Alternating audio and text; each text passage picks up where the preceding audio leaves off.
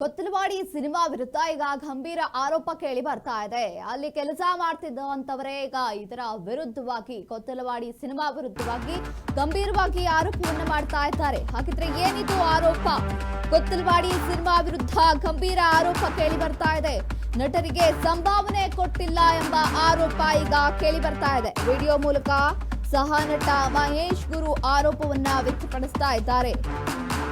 ಪುಷ್ಪಾ ಅಂದ್ರೆ ನಿರ್ಮಾಪಕಿ ಪುಷ್ಪಾ ಗಮನಕ್ಕೆ ತರಲು ಈ ವಿಡಿಯೋ ವೈರಲ್ ಮಾಡಿದ್ದೇನೆ ಅಂತ ಅವರು ಹೇಳಿದ್ದಾರೆ. 3 ತಿಂಗಳು ಕಳೆದ ಬಳಿಕ ಪೇಮೆಂಟ್ ಅನ್ನ ಕೊಟ್ಟಿಲ್ಲ.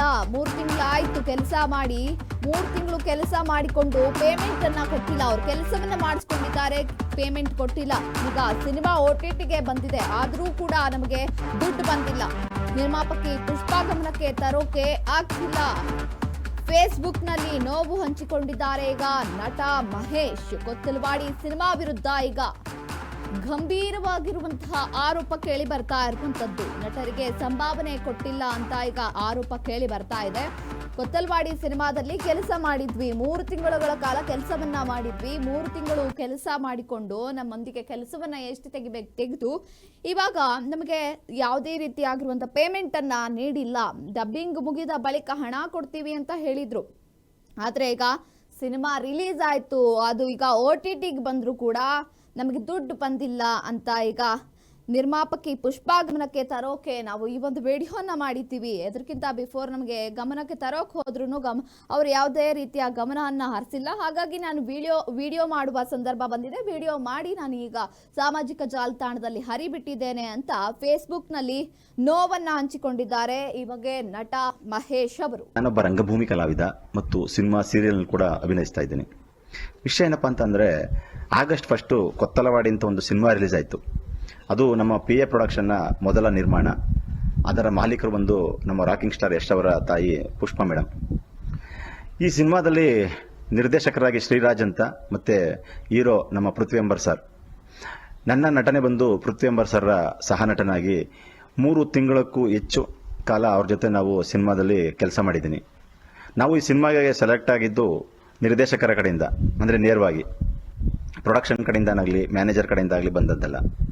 ನಮಗೊಂದು ಪ್ಯಾಕೇಜ್ನ ಮಾತಾಡಿದ್ರು ನಿರ್ದೇಶಕರು, ತಿಂಗಳಿಗೆ ಇಷ್ಟು ಮತ್ತು ಡೈಲಿ ಕನ್ವೀನ್ಸ್ ಇಷ್ಟಿರುತ್ತೆ ಮಾಡಿ ಅಂತ ಅಂದರು. ನಾವು ಕೂಡ ಖುಷಿಯಾಗಿ ಒಪ್ಕೊಂಡಿದ್ದು.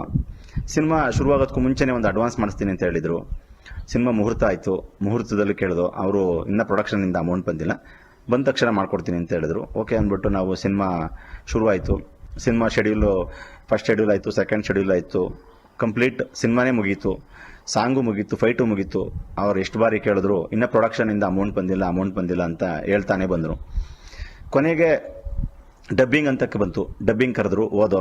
ಡಬ್ಬಿಂಗ್ ಮುಗಿಸಾದ್ಮೇಲೆ ಸರ್ ನಮ್ಮ ಪೇಮೆಂಟ್ ಕ್ಲಿಯರ್ ಮಾಡಿ ಅಂತ ಕೇಳಿದ್ರು. ಆಗಲೂ ಕೂಡ ನಮ್ಮ ನಿರ್ದೇಶಕರು ಇನ್ನೂ ಕೂಡ ಪ್ರೊಡಕ್ಷನಿಂದ ಪೇಮೆಂಟ್ ಬಂದಿಲ್ಲ, ಬಂದ ತಕ್ಷಣ ಮಾಡ್ಕೊಡ್ತೀವಿ ಅಂತ ಹೇಳಿ ಸಮಜಾಯಿಸಿ ಕೊಟ್ಟು ಕಳಿಸಿದ್ರು. ಅದಾದ ನಂತರ ನಮ್ಮ ಕರೆಗಳನ್ನ ಸ್ವೀಕರಿಸ್ತಾ ಇರಲಿಲ್ಲ. ಕಾಲ್ ಮಾಡಿದ್ರೆ ಕಟ್ ಮಾಡ್ತಿದ್ರು, ಮತ್ತು ಕಾಲ್ನೇ ಪಿಕ್ ಮಾಡಲಿಲ್ಲ.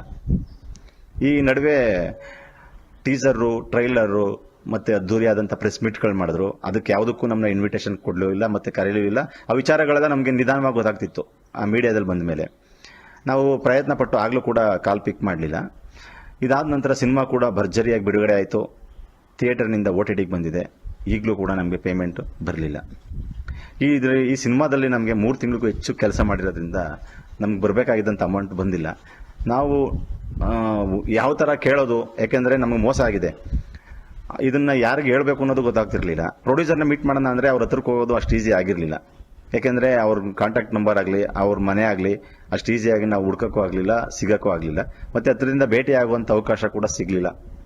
ಹಾಗಾಗಿ ಈ ನಡೆದಿರೋ ಮೋಸನ ಅವ್ರಿಗೆ ತಿಳಿಸಿ ನಮಗಾಗಿರೋ ಅನ್ಯಾಯಕ್ಕೆ ನ್ಯಾಯ ಕೇಳಬೇಕು ಅನ್ನೋದು ಈ ವಿಡಿಯೋದ ಉದ್ದೇಶ. ದಯವಿಟ್ಟು ಈ ವಿಡಿಯೋನ ನಮ್ಮ ಪ್ರೊಡ್ಯೂಸರ್ ಪುಷ್ಪಾ ಮೇಡಮ್ ಅವ್ರಿಗೂ ತಲುಪಲಿ ಅನ್ನೋದು ನನ್ನ ಉದ್ದೇಶ.